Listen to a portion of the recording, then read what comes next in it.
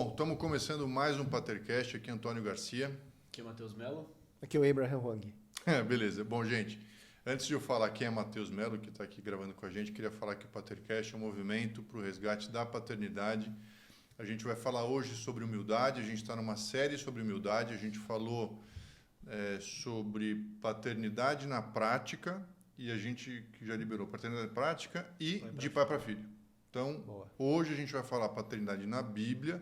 Semana que vem a gente libera paternidade na arte sobre o tema humildade. Beleza. E a gente demitiu o Felipe Zavala, brincadeira. Para todo mundo saber, no Patercast a gente tem nós quatro fazemos parte do Patercast. O Matheus Melo nunca apareceu aqui, mas ele faz parte do time também. E é interessante porque a gente tem uma certa variedade, né, de momentos de vida. Fases de vida. Porque eu tenho uma filha de 26, um de 16 e uma de 13. O Abraham tem um de 12 e uma de 11. 11 e 13 agora. 13, né? Tá bom, o Léo tá com 13, a Kátia com 11. Vai fazer 13, a Kátia já fez 11. Tá. O Felipe é casado, ainda não tem filhos, e o Matheus ainda vai casar. Então a gente tem todos os ranges e o Matheus consegue ter uma visão mais fresca sobre o ponto de vista de filho, né? Perfeito. Tá bom. Você quer se apresentar? Bom, meu nome é Matheus, eu tenho 23 anos. A gente se conhece vai fazer já uns 4, 5 anos por aí, né? Essa longa estrada. Desde quando você era adolescente. Da vida, exatamente. É isso aí. Estou no Patercast desde 2024, 25 desse ano mesmo. Desse ano. E é um prazer estar aqui com vocês. Vamos pra cima, vai ser muito legal. Legal. Beleza. Bom, paternidade na Bíblia. Boa. Pensaram em algum personagem pra gente falar? Pensamos em alguns, né? Pensamos em alguns. Tá bom. A gente tinha discutido aqui bastante a respeito de Davi. Na verdade, a gente pensou em dois personagens, Davi e Jesus. Tem muitos personagens na Bíblia e vamos recuperar um pouco o que a gente estava falando sobre humildade. O que a gente tinha trabalhado nos dois últimos episódios é humildade não como um sinônimo de simplicidade, pobreza e tal, mas humildade como um sinônimo de saber quem você é, ter o pé no chão, não ter a sua identidade se moldando às circunstâncias, né? Sim. Beleza. É interessante que você falou Davi, mas você já fez essa conexão com Jesus. E acho que na cabeça de muita gente já é um pouco disso, né? Sim. A versão ali sombra de Jesus. Tá bom, vamos lá então.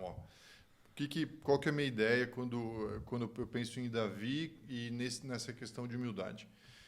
Davi tem o começo da história dele, ele tem vamos dizer, um superior, que é o rei, que é Saul, que é muito mau. Então o rei tem um momento que ele fica completamente enciumado com relação a Davi, por causa da trajetória de Davi, e ele fica querendo matar Davi. Então o contexto geral dessa história é Davi fugindo de Saul, mas no meio do caminho ele tem oportunidade de matar Saul e ele não o faz. Por quê? Porque Saul é um ungido de Deus e Davi pensa, a circunstância não muda quem ele é e nem me muda. Então não é porque ele está me perseguindo que eu vou sair do meu lugar de temente de Deus e de súdito, e nem ele sai do lugar de ungido porque está fazendo coisas erradas. Então Davi, em relação a Saul, ele se mantém no mesmo lugar de quem ele é, independente das circunstâncias. Depois Davi vira rei, tudo mais, e tem um momento em que um dos filhos dele, chamado Absalão, tenta dar um golpe de Estado. Tem toda uma história desse filho Absalão, a irmã dele é estuprada por um outro filho de Davi, Absalão fica revoltado e ele começa, Absalão, como que ele entra numa brecha da liderança de Davi e ele começa a ganhar notoriedade, ele tem essa amargura no coração, e até que chega um ponto que ele toma o trono. E Davi, nesse momento, ao invés de lutar contra Absalão, ele se retira da cidade. Depois, eventualmente, ele acaba voltando para o trono. Mas a atitude dele com relação a Absalão, inicial, não é de combater a influência que o filho está tendo. Ele deixa o jogo rolar. Então, ele não se torna autoritário e tirânico porque tem um filho rebelde. Então Davi entende, fala, o trono é de Deus, ele faz o que ele quiser, eu não vou lutar pelo trono, ele me colocou, se ele quiser ele me tira. Tem inclusive um livro muito bom, chama Perfil de Três Reis, de Gene Edwards, que fala sobre isso. Então esse é o contexto de Davi. Faz sentido para vocês? Não? Faz. O único ponto que eu voltaria aqui, Antônio, nesse ponto que você trouxe, é a relação de Davi, que para mim ficou muito clara na série, de Davi com Jessé até. De Davi com o pai dele. Com o pai dele e com os irmãos também. Davi, ele é filho de Jessé. Calma, uma relação zoada, né, com Jessé. Relação zoada, tá bom. que eu tô trazendo, já exaltando a virtude de humildade de Davi, porque Davi, pelo relacionamento que o pai teve com a mãe dele, que a mãe dele era uma mulher de fora da tribo de Israel, Davi já era alvo de preconceito. Mas a mãe dele sempre coloca, pela perspectiva da série, sempre coloca ali nele, que a gente vai entrar nesse mundo aqui, né, das hipóteses de como a história deve ter acontecido. A mãe de Davi sempre colocou ali para ele, você é escolhido, você tem um chamado. Deus fala com você, Deus se mostra para você.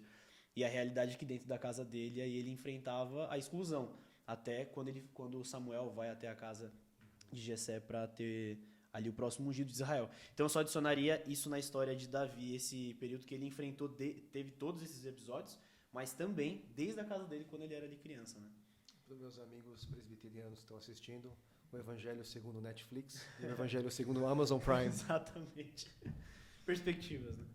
Eu acho interessante porque, de fato, nessa perspectiva você vê o papel de uma mãe, acho que muito mais a mãe do que o pai, né? Eu não sei, eu não assisti. Mas eu imagino isso, sabe? A sua identidade, ela se mantendo da mesma forma, pelo menos nos valores centrais e as coisas passando. É claro que a gente evolui ao longo do tempo, mas você não vai deixar a sua identidade se moldar às circunstâncias. Se isso acontece, você não está com a sua identidade firmada. Faz sentido isso, não? Com certeza. E um adolescente que está com sua identidade ali borbulhando, está testando, contestando um pouco, que nem essa situação do filho de Davi, você trouxe o golpe de Estado. Mas acho que eu, como pai de um adolescente, às vezes eu sinto que tem um pequeno golpe de Estado que ainda acontecer ali em alguns momentos. Mas veja assim, olhando sob o ponto de vista do adolescente, qual que é a mensagem para o adolescente? Falou, se os seus amigos fazem alguma coisa que vai contra os seus princípios, não faça. Boa. Tá? Ou então, que a gente já falou sobre isso, quando a gente falou sobre proteção de pai para filho.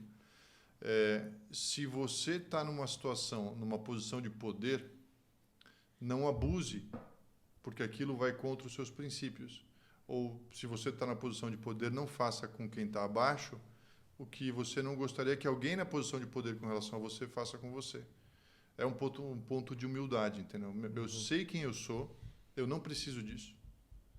Acho que é nesse lugar que entra. Inclusive, assim, eu tenho conversado com muita gente que tem esse negócio de disforia de gênero. O que é disforia de gênero? Disforia de gênero você não sabe quem você é, você não tem a sua identidade forjada, e aí você se deixa levar pelas emoções ou pelo ambiente, e aquilo é tão forte que entra para dentro da sua própria identidade. Então, eu não sei quem eu sou. Então, eu vou olhar nos espelhos que a vida me fornece para tentar montar aqui os fragmentos de quem eu sou. E uma pessoa que tem a sua... Agora, voltando aqui para o tema da humildade, com a preservação dos seus valores, ela está menos suscetível a isso? Eu acho que sim, cara. Quanto mais você entende quem você é, menos suscetível você está à opinião dos outros. O problema é que o contrário é verdadeiro. Então, o problema é quanto menos você sabe, não é que você vai ficar uma folha em branco. As pessoas, as opiniões vão preenchendo isso daí, entendeu?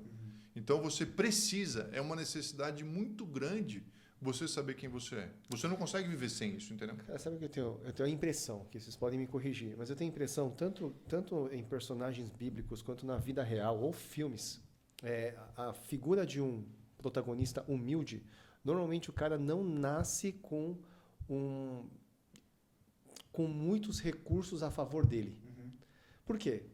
É aquela máxima de o cara que é muito rico, muito bonito, muito alguma coisa, normalmente as pessoas ao redor dele não vão falar a verdade.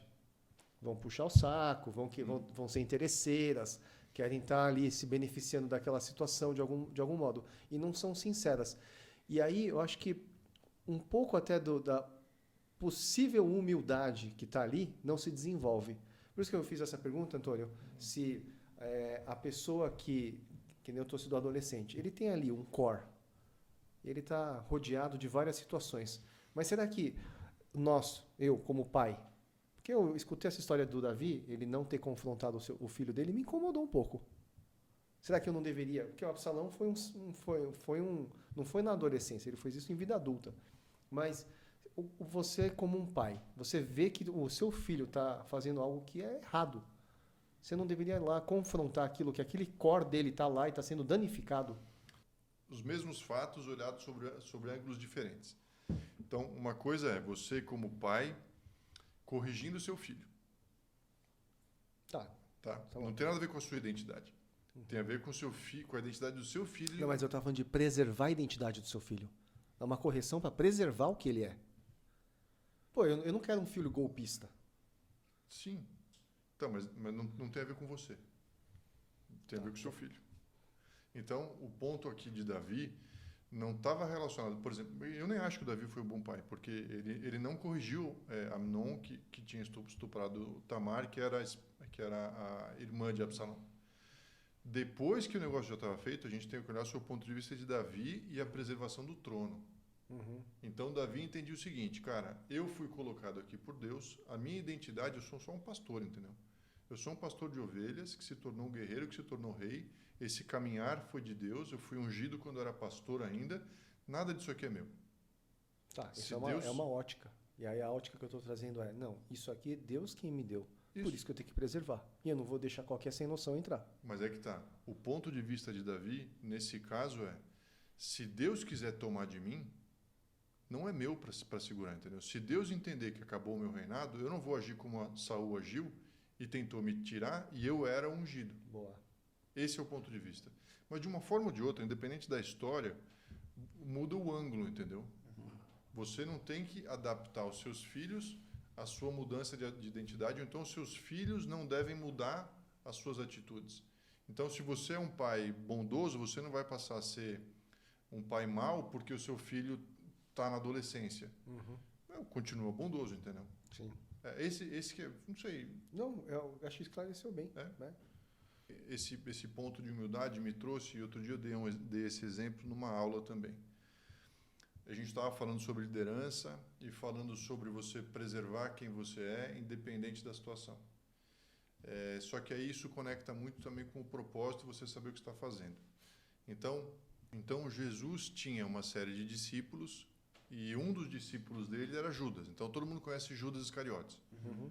Beleza, o cara, ele roubava ele era o cara que cuidava da grana da galera ali, e ele tirava a grana dali, que a Bíblia fala. E Jesus nunca toma uma atitude com relação a isso. Cara, ele se manteve. Isso é um desafio para sempre que a gente fala de liderança. Fala, e o que você faz com aquelas pessoas da sua equipe que não estão indo bem? Judas era um cara que estava na equipe de Jesus, não estava indo bem, e Jesus é um exemplo de liderança. E ele não endereçou o problema a Judas. Por que ele não fez isso? Aliás, o que vocês acham? Não vou nem eu falar. O que você acha, Matheus? Acho que é o maior... Dá uma afronta, assim, né? Que você fica pensando... ele sabia... Você fica nervoso? Te revolta isso? Me dá uma agonia, assim. Fala, cara, se eu sei que o cara tá pegando a grana e ele vai pegar uma grana contra mim até, é bem contraditório aos padrões que a gente tem hoje em dia, né? Bom, mas partindo do pressuposto que Jesus é um exemplo perfeito... Alguma razão tinha, algum valor tinha. Como é que você... Foi até o que a gente estava falando no começo, né? Jesus sabia que aquilo ali fazia parte do plano e de que ele precisava que aquilo acontecesse até o final. Talvez, será que é essa a perspectiva? Eu não acho que ele... Eu acho que ele gostaria que Judas tivesse melhorado, Cara, eu acho que... engraçado que hoje o The Chosen, ele acabou preenchendo algumas lacunas, né, do imaginário. The Chosen. E, cara, para mim, toda vez que sempre que eu li o Evangelho e encontrava essa pedra chamada Judas, me incomodava com o fato de por que um cara andando tão perto de Jesus faria um negócio desse. E uma vez eu li um comentário de um teólogo que falava o seguinte: Judas é muito motivado, e isso fica mais evidente quando ele negocia ali a venda, né, da informação, Tá. para preservação das festividades judaicas.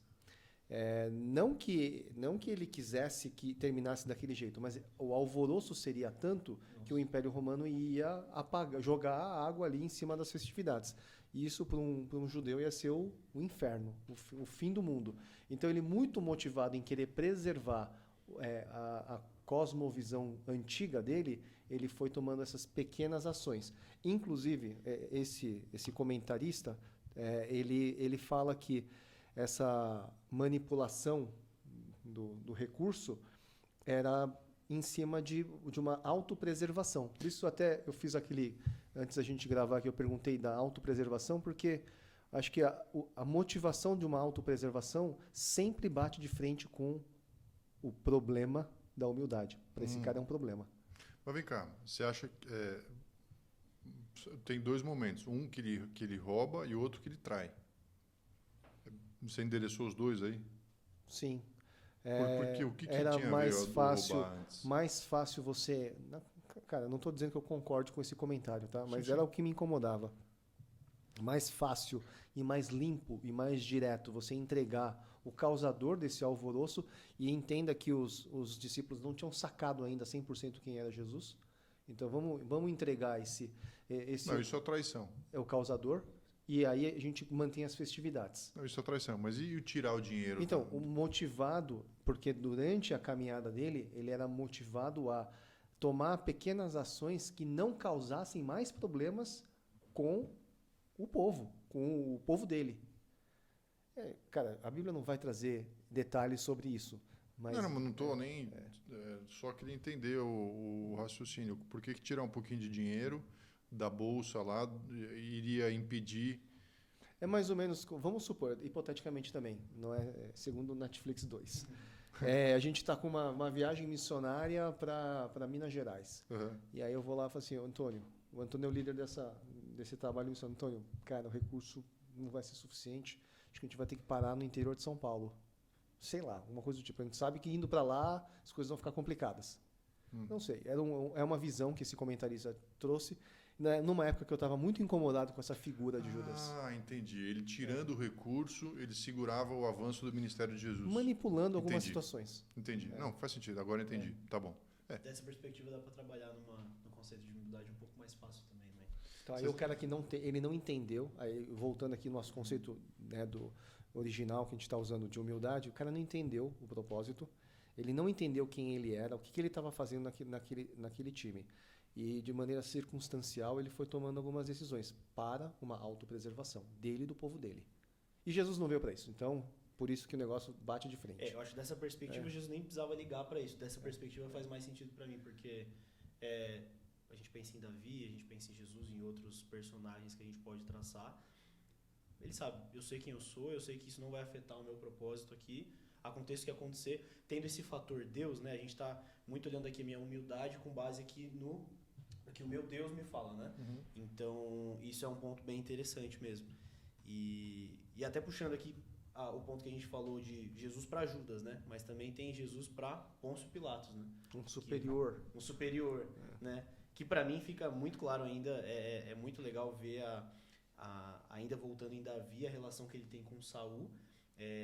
Só fazer um paralelo, né? Davi, ele foi ungido, literalmente ele é ungido, ele passa por desafios que apontam para o reinado dele, mas ele não faz o que ele não deveria fazer. Ele reconhece que quem ele é se manter, quem ele passa também pelo que ele faz. Jesus ali na frente de Pilatos, ele poderia fazer isso aqui e tudo ele podia mudar o mundo do dia para a noite ali. Eu vou focar no Pôncio Pilatos, porque ele mais um exemplo de um cara que quer estar mais preocupado com autopreservação. E se ele fosse humilde no sentido de saber quem ele é, o poder que ele tinha liberado Jesus. Sim. Porque ele sabia que não tinha culpa. Mas ele prefere...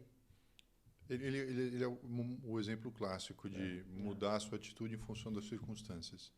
Não pagar o preço para manter quem você é, né?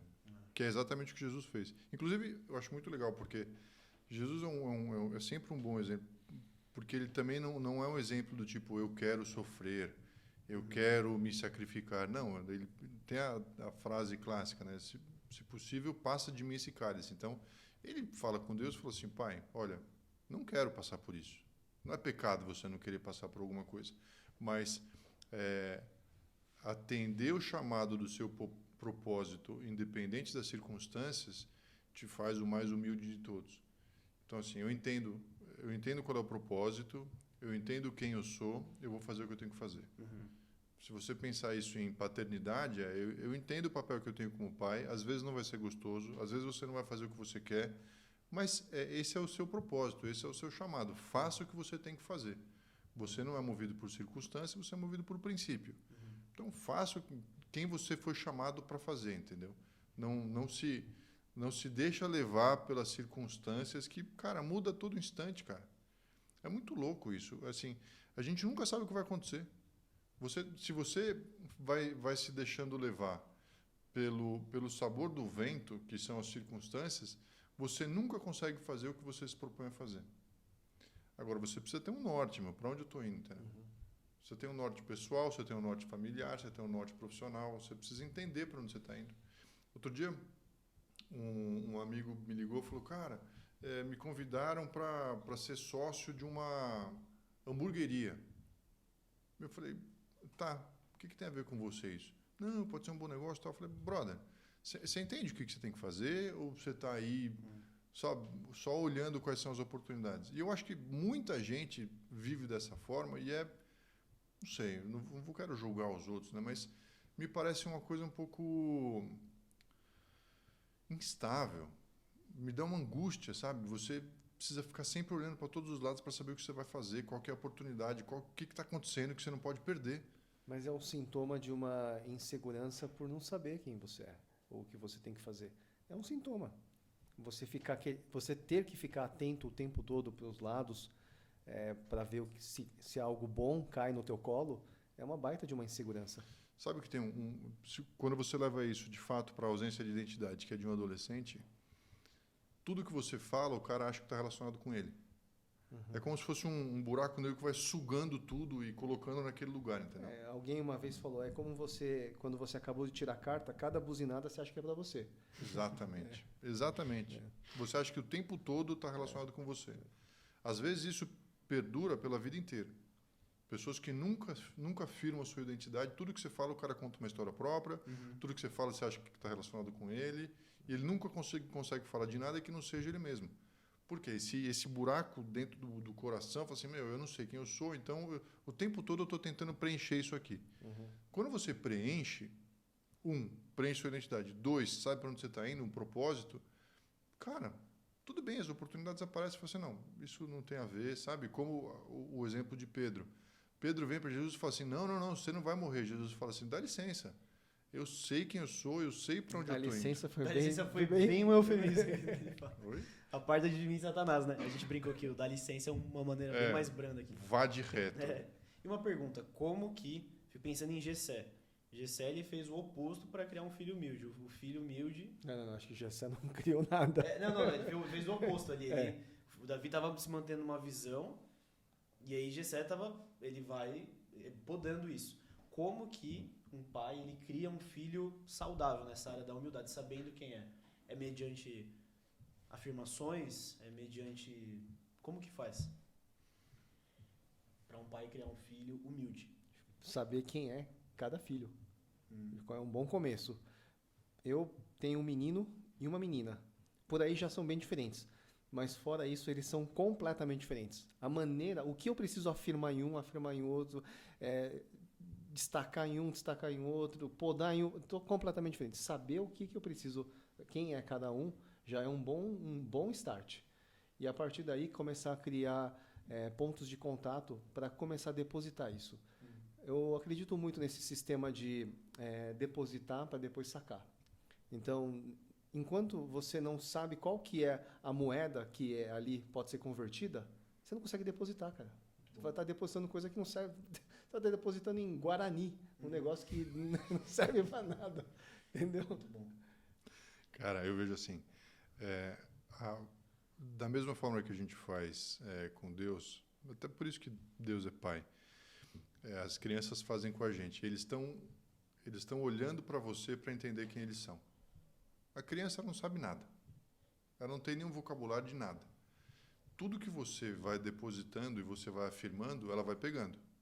Agora, imagine uma cartolina em branco que você não desenha, porque você é ausente. Cara, ela está esperando alguém falar quem ela é, o que ela é. O que é um bom ponto, porque a criança acha que ela é a mãe, que a mãe faz parte dela. Por que não pensar isso, entendeu? Ela nasceu junto, está o tempo todo junto, ela estava na barriga dela. Então, o pai tem esse papel de afirmação da identidade, mas não só afirmação, de fato, determinação da identidade. Aconteceu recentemente de um rapaz conversar comigo e falar, eu não sei o que eu sou. Eu falei, você é um homem. Ele parou e falou, Ele tinha uma série de dúvidas relacionadas à sexualidade, ou seja, de opção sexual, só que essas dúvidas... Não se confundindo com a identidade dele. Sim, e não é nem que ele achava uma coisa ou outra, ele não sabia o que ele era. Então, não é questão de falar você é hétero, você é gay, você é aquilo, você é aquilo outro. Não, você é homem. Eu estou vendo aqui que você é homem. Você nasceu homem, você é um homem. Isso não se confunde com o que você quer fazer com o seu corpo. Agora, imagina se você vive numa situação em que nunca ninguém te fala nada, entendeu? Você não tem esse tipo de afirmação. E as mães, é interessante, porque a mãe tem mãe cuida, mãe nutre, o que está precisando e tal. O pai é o cara que vem e fala, você é isso, você é aquilo. Sabe que outro dia em casa, o Toy está, sei lá, com 1,90 de altura. Aí ele estava provocando a Elisa, provocando, sei lá o que ele estava fazendo. Eu sei que uma hora eu parei ele, conversei com ele, ele estava de pé, eu fiquei de pé também. Então a gente estava numa altura maior do que a de todo mundo. Eu olhei bem no olho dele e falei assim, brother, isso não é coisa que você deve fazer. Você é um homem, você é grande, você é forte e não está certo isso que você está fazendo. A gente foi feito para proteger e não para abusar. Então para de fazer isso. Cara, numa boa. Mas não é a bronca, entendeu? Eu falando para assim, quem você é? Mas aí vem uma pergunta. Aqui a gente está falando de valores bem essenciais, né? Você ser uma pessoa verdadeira, íntegra, que não fere pessoas. Mas, que a gente pode ver aí em obras de arte, ou mesmo na realidade, são pessoas que às vezes é o clichê. Vou pegar o clichê aqui, que às vezes o clichê dá muito aprendizado. Eu pergunto aqui para vocês como pais, que é como lidar então com o que eu vejo que você efetivamente é versus nesse ponto específico da nutrição, da determinação da identidade do filho, da filha. Tô vendo que você é um pouco bom aqui em matemática, um exemplo. Mas eu tenho um sonho que você seja engenheiro. Então, como lidar com esse desafio das próprias ambições, dos próprios desejos quanto ao filho nessa formação da identidade, de forma que ele não fique quando eu for pai, eu não crie um filho que ele não vai ser nem humilde direito porque ele não sabe quem ele é direito, ou seja, ele já teve tantas afirmações exacerbadas que ele saiu do chão, ele já está ali na terra. Como, primeiro, né, não criar um filho que saia mediante as minhas próprias aspirações e como lidar se acontecer. O nosso papel... Aliás, eu dei esse exemplo numa aula outro dia. Um exemplo que aplica-se à liderança, mas é muito bom para falar de filho também. Quando perguntavam para o Da Vinci, cara, como é que você consegue fazer essas esculturas e tal? Ele falava, olha, quando eu recebo Michelangelo. Falava, cara, como é que você faz para fazer algo tão perfeito e tão maravilhoso? Ele falava, olha, quando eu recebo o bloco de mármore, eu imagino que a escultura está lá dentro e eu preciso liberar ela, libertá-la. Libertá-la, isso. Então tá. Então eu não estou vendo, eu não vou fazer o que eu quero. Eu vou trazer para fora o que já está feito. Então, o seu filho, o seu trabalho é fazer afirmações básicas, mas também auxiliá-lo, ser um lugar onde ele vai ser um catalisador do que ele precisa ser.